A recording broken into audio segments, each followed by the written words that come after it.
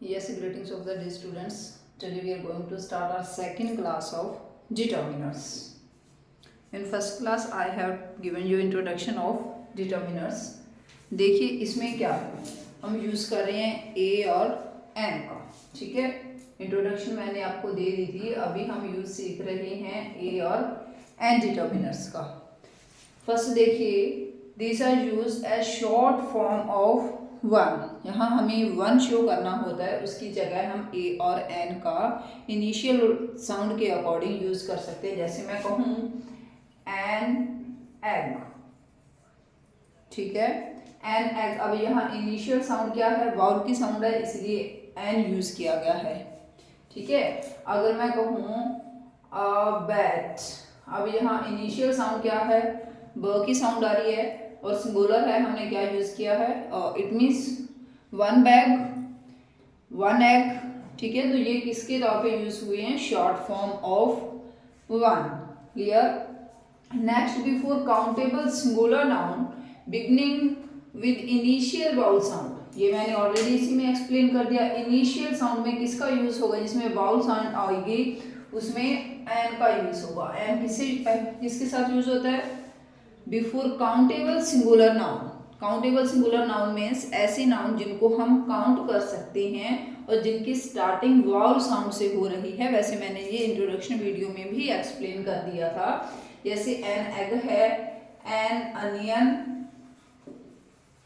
ठीक है, ये वाउल साउंड से स्टार्ट हो रहा है, तो हमने ये, और जो अनियन है वो काउंटेबल है, सिंगुलर है, इसलिए इससे पहले हमने किसका यूज किया, एन का। ये तो बहुत इजी है, जिनको हम स्टार्टिंग से करते आ रहे हैं।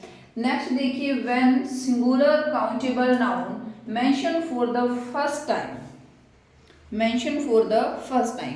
देखिए एक फेमस स्टोरी है जो हम स्टार्टिंग से थर्ड फोर्थ फिफ्थ में भी करते हैं, हम करते हैं, once there was a crow, ठीक है। फिर हम लिखते हैं the crow was thirsty.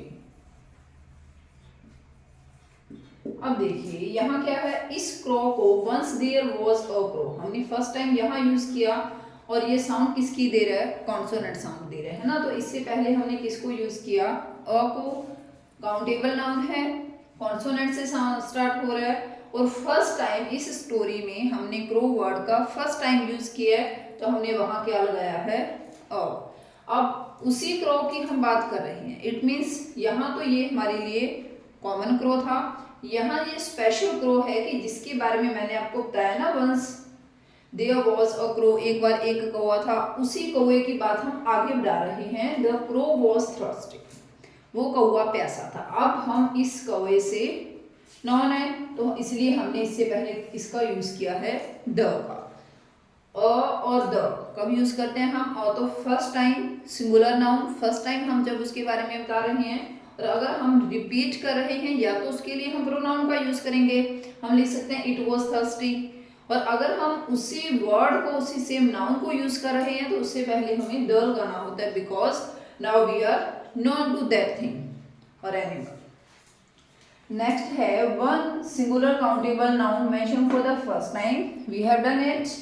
And singular countable noun used as an example of the whole class, जो पूरी क्लास के लिए यूज किया जाता है। जैसे मैं कहूं, a horse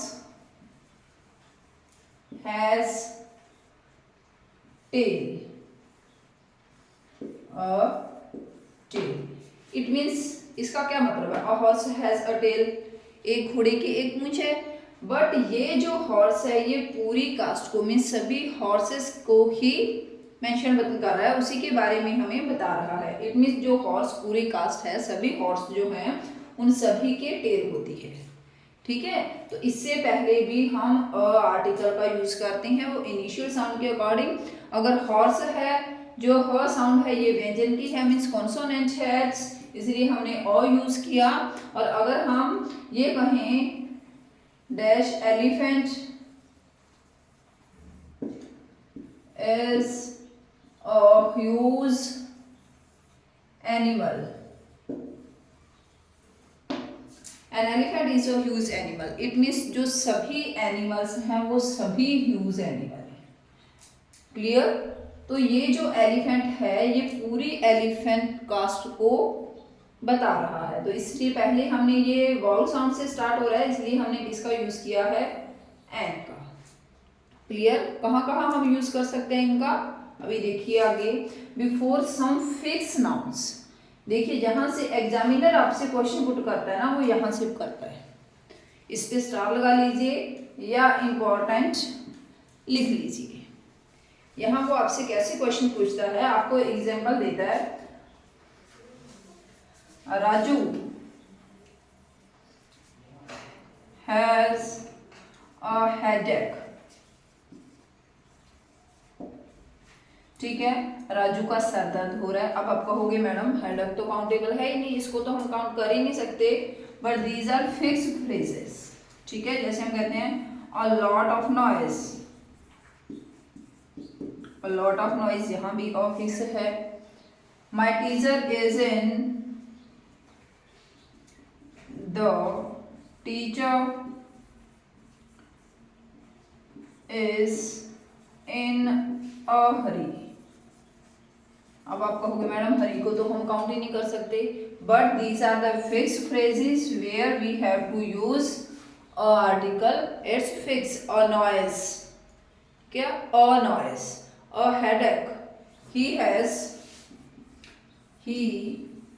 has a cold. अब आप कहोगे मैडम कॉल्ड जुकाम, इसको तो हम गिन ही नहीं सकते, बट इट्स फिक्स। इसीलिए ही तो ये एग्जामिनर के फेवरेट सेंटेंसेस हैं। यहाँ पे ये जो चीजें हैं, यहाँ से examiner a lot of noise तो बहुत कम पूछता है, क्योंकि इससे सभी नॉन होती हैं। राजू हैज अ हेडेक, ऐसे क्वेश्चन बहुत पूछता है। इन अ हरी, ये तो अब बहुत ही कॉमन हो चुका है, इन अ हरी तो बहुत बार एग्जाम्स में पूछा जा चुका है, इसलिए इस चीज के चांसेस बहुत कम है कि एग्जाम्स में पूछे जाएं। I am telling about competition exams. ठीक है, बैंक है या टीचर का एग्जाम है, उसमें ये सेंटेंसेस बहुत कम पूछे जाते हैं, एसएससी जीडी वगैरह। बट ये जो है ना हैजेक वाला जो है और कॉल्ड वाला जो है, इसमें ये क्वेश्चंस पूछे जाने के चांसेस ज्यादा रहते हैं। ठीक है, हाँ जी, इसमें कुछ और एन साउंड में कुछ एग्जांपल्स और देख लीजिए। देखिए एक एग्जांपल है एक्सरे। एक्सरे, अब देखिए लिखने में हमें दिखाई तो एक्स दे रहा है यहाँ, इसको चलो मैं इधर से रफ कर देती हूँ। यहाँ देख लो अच्छे से, हम यहाँ लिख लेते हैं इसको।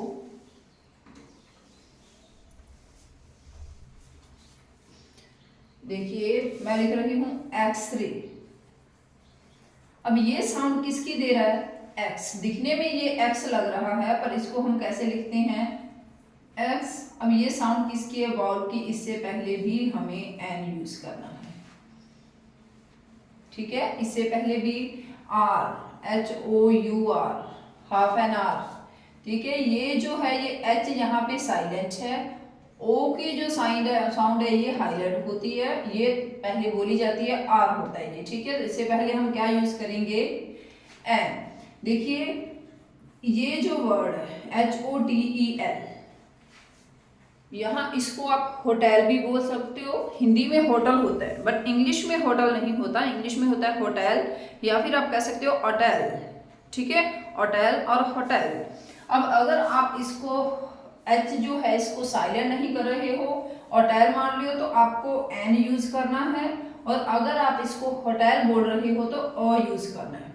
सभी बुक्स में ये दोनों ही कंसीडर्ड हैं, ये दोनों ही सही है। ऐसा ही इस वर्ड के साथ है, इसको हिस्ट्रिकल भी बोल सकते हो, हिस्ट्रिकल भी बोल सकते हो। ठीक है, इसमें भी ए और एन दोनों ही बिल्कुल करेक्ट है। ठीक है, क्लियर? अब आगे, हाँ जी, अब ए और एन का यूज चल रहा है, इसे आगे देखिए, ए और an. In exclamation beginning with what.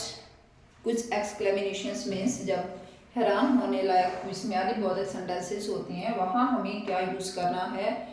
अ और एन का, जब वो वर्ड से स्टार्ट हो रहे हैं और उनके साथ सिंगुलर यूज किया जा रहा है।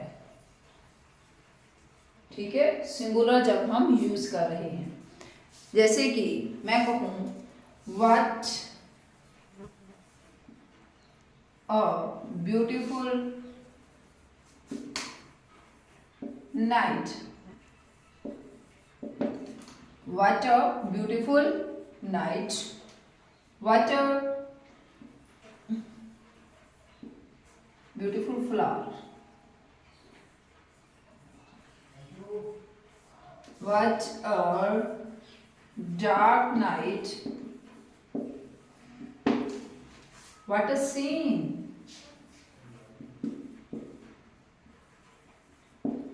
ऐसे सेंटेंसेस में जहाँ सिंगुलर नाउन की बात हो रही है, नाउन, फ्लावर, सीन, वहाँ हमें किसका यूज करना होता है?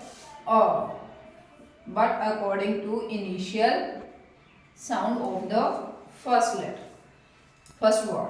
नेक्स्ट देखिए प्लूरल। अगर यही चीज प्लूरल में आ जाती है, अगर मैं कहूं व्हाट ब्यूटीफुल फ्लावर्स, अब देखिए ये प्लूरल में आ गया ना, तो इससे पहले हमें किसी भी आर्टिकल का यूज नहीं करना है। इट मीन्स जीरो आर्टिकल, और you can say omission of the articles.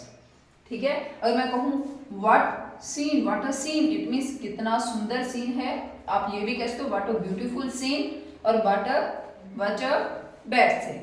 अब देखिए इसमें अगर यही प्लूरल में आ जाता तो फिर हमें इसको कट कर देना पड़ता, और अदरवाइज अगर सिंगुलर है तो ये क्लियर है। इसी तरह से अगर यहाँ नाइट्स आ जाता तो हमें यहाँ इससे पहले कोई भी आर्टिकल, और डार्क से पहले कोई भी आर्टिकल का यूज नहीं करना पड़ता। नेक्स्ट देखिए expressions of price, rate, speed and frequency. अब expression of price, rate, speed and frequency means जहां हमें किसी चीज का मूल्य शो किया जाता है, रेट शो किया जाता है, तो वहां हमें किसका यूज करना पड़ता है? ए और एन का। जैसे मैं कहूं bananas sell at 60 rupees a kilo. अब इसका यहाँ पे क्या शो हुआ है? रेट, कि जो एप्पल्स हैं वो 60 रुपीज पर किलो, 1 किलो बेचे जा रहे हैं। वो क्या शो कर रहा है? इसका रेट शो कर रहा है। क्लियर? ऐसे सेंटेंसेस में आपको ध्यान देना है। जैसे मैं कहूं he drinks thrice a week, he drinks thrice a week. अब यहाँ क्या शो हुआ है? इसका फ्रीक्वेंसी शो हुई है कि 1 वीक में वो कितने बार ड्रिंक करता है? 3 बार, थ्राइस। ये क्या है? फ्रीक्वेंसी। तो यहाँ हमें क्या यूज करना होता है? ए और an article according to the initial sound of the noun. Clear? Next देखिए द मैक्सिमम, ऊपर लिख लेते हैं ना, the maximum speed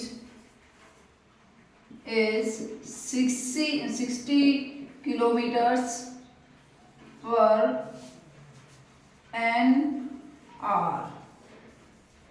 अब यहाँ क्या शो हुआ? इसकी स्पीड, कि जो स्पीड है कितनी फिक्स की है? जब maximum speed is 60 kilometre an hour, means 1 घंटे में 60 किलोमीटर की स्पीड है। ज़्यादा से ज़्यादा जो स्पीड है वो पर आवर 60 किलोमीटर। ये क्या है? स्पीड शो कर रहा है। ये रेट शो कर रहा है कि 1 किलो जो बनाना है किस रेट पे बेचे जा रहे हैं। तो यहाँ भी ए और an according to the initial sound will be used. Clear? देखिए the last rule, before the name of, before the names of, sorry name of, before the name of famous person in the sense of one life। इस चीज को ध्यान रखिए, यहाँ से भी competition exam में क्वेश्चन बहुत बार पुट होता है। ठीक है, जहां पर दो लोगों में सिमिलैरिटी शो की जाती है। जैसे मैं कहूं दिस मैन, दिखाई दे रहा है क्या? हाँ, this man is a Gandhi. देखो जो महात्मा गांधी के जैसा पर्सन है, ठीक है, उनके विचार उनके जैसे हैं, उनकी थिंकिंग उनके जैसी है, तो वहाँ हमें क्या यूज करना होता है, अ आर्टिकल का, ठीक है। This man is a Gandhi means ये पर्सन जो है वो गांधी के जैसा है, उनके जैसी उनकी थिंकिंग है, ये नहीं है कि उनके फेस की रिजेम्बलेंस मिल रही है। क्लियर। ऐसे सेंटेंसेस भी एग्जामिनर में बहुत बार पूछे गए हैं। मैं कहूँ she is a Savitri means एक ऐसी लेडी जो काफी फेथफुल है, ठीक है। तो जो सावित्री है उसकी क्वालिटीज जिस लेडी में है तो हम उसे कह सकते हैं ना, शी इज अ सावित्री, वो तो सावित्री है। इट मीन्स वो अपने लेडीज के जो ड्यूटीज है उनको बहुत अच्छी तरह से निभा रही है। ये जो क्वेश्चन है ना last, the sense of one like before the names of famous person in the sense of one like, ये भी कंपटीशन एग्जाम में काफी बार पूछा जा रहा है। इसी के साथ ए और एन का जो यूज है वो कंप्लीट होता है। नेक्स्ट वीडियो में हम द का यूज करेंगे। हर एक रूल को बहुत ही इजी वे से आप लोगों को करवाया गया है, ठीक है। So to get the videos of English grammar and to learn in a easy way, subscribe my channel and share it as much as possible. Also like it. Thank you.